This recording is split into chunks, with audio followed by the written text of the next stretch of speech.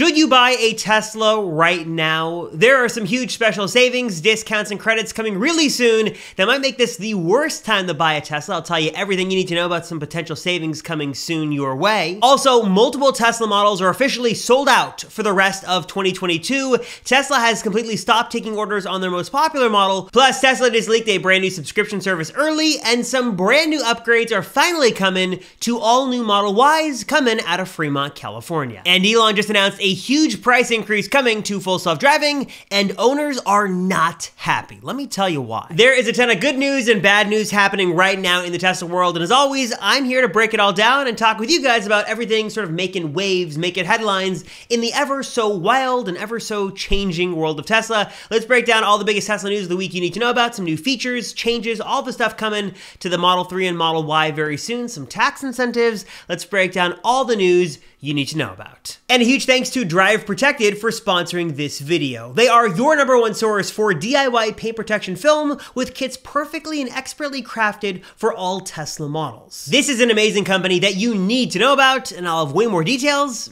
in a moment. Now, one of the biggest stories of the last week or so that is still making headlines everywhere is that Tesla officially turned off the ability to order the long-range Model 3, an uber popular car plagued by delays and long wait times, is officially off the website as a model you can order, at least here in the US and in Canada. Now, the move came as sort of a bit of a surprise announcement, but also not so much if you've been following the news and more specifically, sort of tracking with what Elon has been saying for the last couple of months. For example, if you've been watching my videos, you know that Elon said not so long ago that he planned to stop taking orders on some Tesla models that had particularly high demand and as a result, particularly long wait times. Most of the cars stretching from late 2022 into 2023 were going to sort of get the axe and have orders, or at least new orders, turned off on them. And after a lot of speculation on what would happen and which car that would be, now it's officially happened. And for now, it's the long-range Model 3. But again, keyword being for now. And it's sort of a catch-22, because on one hand, Tesla is doing great, and they're literally bursting at the seams with unprecedented amounts of demand these days, especially from new owners getting a EV for the very first time choosing Tesla. These are the most popular cars on the road right now all over the world, and it's a great thing.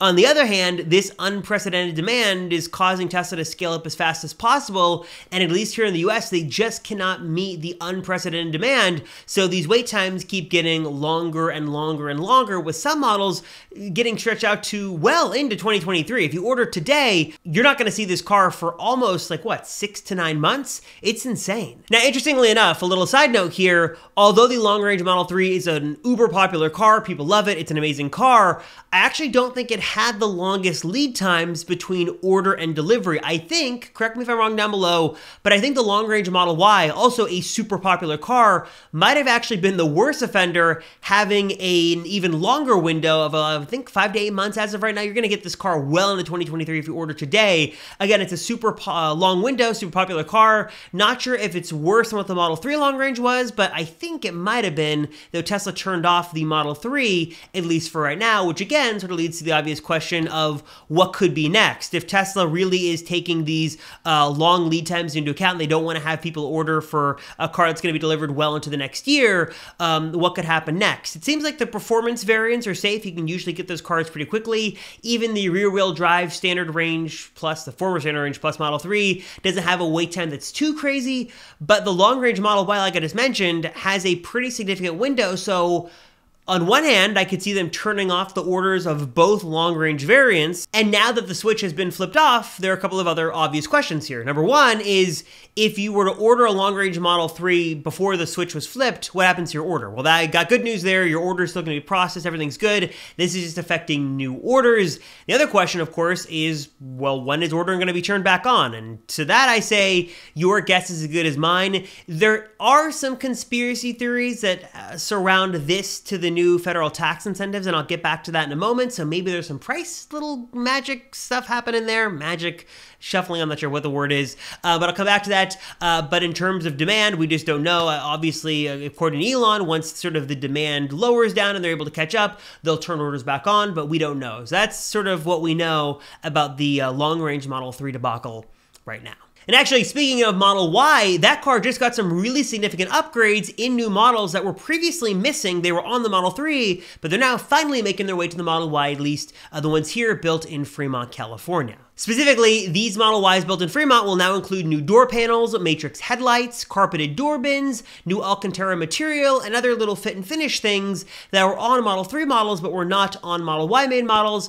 Here's some side-by-side differences. You could sort of see what the previous gen looked like with the current gen. Some nice little additions here, some refinements coming to these new Model Ys rolling off the production floor. And another little good news tidbit here for anyone who's gotten a Tesla owner in the past, it looks like Tesla is now giving out app access to loaner vehicles, at least for those who go to a service center and have a Tesla loaner given to them. Looks like you might not just be limited to the fob or the key fob anymore. You might actually have pretty much full app access. Tesla has also been making a lot of behind the scenes changes with the Tesla mobile app these days, including one ability now to actually see the health of your battery inside of the Tesla app itself. Now, it really doesn't say much, just whether your battery has an issue or not, and then you can go through sort of the self-diagnostic feature and stuff, but hopefully this expands to give some more features and some more info soon. But as of right now, you can at least on the surface see the health of your battery right inside of the Tesla mobile app. Now, before we continue with more Tesla news, let's take a quick break because I want to talk about an amazing service that you need to know about that is really on a mission to help protect your Tesla, to keep your investment safe from scrapes, scratches, scuffs, and those oh so dreaded rock chips. Oof, this hurts so badly. And they're also here to make the entire process super simple and super easy. And that, of course, is this video's sponsor, Drive Protected. Now, if you haven't heard of Drive Protected before, I have the honor of introducing you to your #1 source for DIY paint protection film. They're here to help you protect the most vulnerable and most important parts of your Tesla and also walk you through the entire install process and provide expert support every step of the way. And one of the things that personally I really appreciate and love about Drive Protected is that they've got a number of excellent options to fit your personal Tesla protection plan, so to speak. So if you just want to protect the hood or the headlights, you could do that. Or maybe just the rear hatch, or if you want to do all three, that's totally fine. Or if you want to do the full thing and really protect your investment, Drive Protected, no matter what you want to protect, has got you covered. They offer a number of expertly crafted pre-cut kits that you can install all on your own, and again, they're here to help you every step of the way. The film itself is super high quality, it's completely transparent, and is designed with incredibly intelligent technology to provide a professional and sleek finish. It's also going to keep your paint looking great, make it easier to clean, and also PPF is going to prevent those harmful UV rays from wreaking havoc on your beautiful multi-coat paint color of choice. And like I mentioned, Drive Protected is here to make this DIY install process super simple. They've got excellent written documentation. They've got a great collection of videos on their YouTube channel and other resources to really help you through the entire process step by step. And if you ever have any questions, you can just give them a call during business hours and get your mind put at ease by talking directly to the experts if that's most helpful for you. And I just love to check out these customer stories that Drive Protected shares on their social media accounts. Owners are able to easily do this install themselves,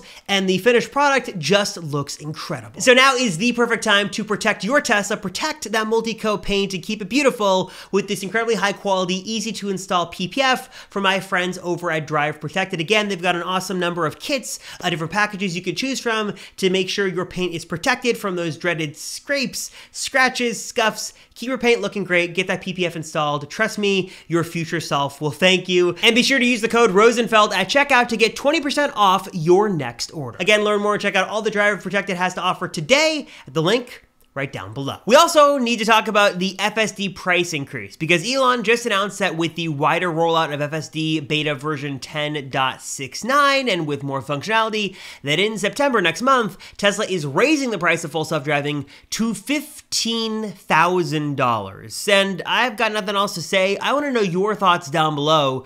Do you think full self-driving is worth this new price tag? Is it worth $15,000, especially considering what that price is going to do in relation to EV tax credits? Also, your thoughts on if it's a good feature set or not. We also should see potentially a price increase coming to the subscription offering as well. Maybe that $199 a month goes to $249. Not sure what that's going to be yet, but let me know your thoughts to the FSD price increase down below in the comments. All right, next up, let's talk EV tax tax credits. And let me put a couple of caveats on here before I get any further into the section. One, I am not an expert. Let me just say that right now. Two, I am recording this video a couple of days, if not a week or so, before it goes live. So things might change as it does in the news. So just know that as I'm recording this, this is the current information. And also there are caveats and stipulations and fine print details on this stuff. So I'm just going to give you the broad info that you need to know, but know that your mileage will vary here literally depending on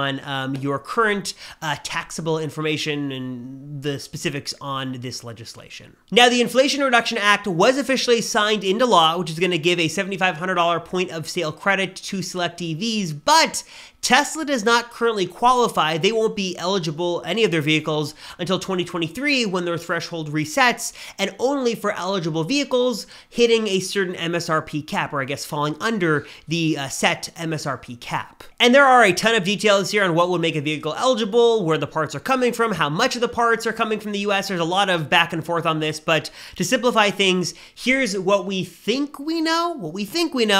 That hopefully 3 Tesla models would be eligible for this $7,500 point of sale discount credit given right to you. One would be the rear wheel drive standard range Model 3. Since the cap on sedans is $55,000, this car would fall right into line with that. Also, most versions of the Model Y would as well, as long as they stay under an $80,000 MSRP, which is the cap for SUVs, which the Model Y would hopefully qualify under. So again, $55,000 cap for sedans, $80,000 for SUVs, and you want to make sure that you do your best in configuration to make sure you stay under that MSRP to take advantage of that $7,500 point of sale credit. That might mean not getting extras like enhanced autopilot or FSD. I mean, $12,000 could definitely be a make or break it way one way or the other. Maybe this has to go non-performance on the Model Y. Just keep in mind that any extras you have could increase that MSRP even more beyond the cap. So just sort of keep in mind as you were to go through the configurator, you have to stay under those caps if you want to take advantage of this tax credit. Again, this applies for owners who take delivery in 2023, so it's not going to happen right now. There's a lot of questions on, hey, when should I place my order? Should I place an order now and take delivery in 2023? Lots of speculation. We can get into that in the comments down below, but just remember there are a lot of qualifiers in this where the battery supplies are coming from, car supplies. We don't know just yet, so keep in mind none of this I don't think is really official, and like with the Tesla stuff, but just sort of keep in mind this is the broad overview of stuff, and as we get closer to 2023, I'm sure we'll get more fine detail on what will qualify and what will not qualify, and hopefully these models will qualify for a pretty nice discount. Now back to the long-range Model 3 for a moment. There has been some speculation that Tesla has paused orders because they want to retool that car, specifically to retool the price so it can fall under the $55,000 MSRP cap so it can qualify for that tax credit. And I believe the current MSRP of that car starts at around $57,000-ish, so they'd have to just reduce the price just a little bit. And again, there's a lot of caveats on what color and wheels you go with. There's a lot of qualifiers on what would force it above or below, but there has been some speculation that maybe, just maybe, Tesla would reduce the price of the long-range Model 3 so it would qualify. But again, we have no idea right now if that's happening or not. So to sort of keep that in the back of your mind that maybe this car could get cheaper, but the price could also go up knowing Tesla. So just a little bit of info, a little tidbit of info that I thought you guys should know. And last bit of news here for the week, Tesla sort of secretly, not so secretly, accidentally launched early a subscription offering that would allow non-Tesla EV drivers to subscribe to a certain service, a subscription service from Tesla, and get a cheaper rate for supercharging. Now, initially, this was offered at 99 cents a month, which did drastically bring down the prices, pretty notably here, which wouldn't have made it a bad deal at all. But then it was removed, and maybe the price is going to be $9.99 a month, like $10 a month. We don't know, but basically it looks like a new subscription service is coming that would allow non-Tesla EV owners not only to obviously have access to superchargers, but to get a more discounted rate now. Obviously, a lot of questions here. Is there going to be any discounts to Tesla customers? Is there going to be some kind of new subscription offering to sort of reduce rates? Or maybe you could pay for sort of quasi-unlimited supercharging? No details on that just yet, but it looks like Tesla is working on more subscription offerings, and this one was launched a little early, so maybe it officially comes back sometime soon. So I'm curious, guys, what are your thoughts on all the Tesla news for the week? Are you excited about the tax incentives that could be coming? Are you excited about some changes to the Model Y? Your thoughts on the Model 3? Do you think Tesla should retool the price on that? Do you think they stop taking orders because the demand is just unprecedented? And what do you think Tesla should do? Should they reduce orders of other cars? Should they bring cars in from other places around the world to meet demand? What are your thoughts on this sort of Tesla ordering freeze, and what do you think could be on the chopping block next? Let me know down below. As always, I appreciate you guys watching these videos. Thank you so much. I appreciate it. I'm Robert Rosenfeld, and I'll see you all in the next one.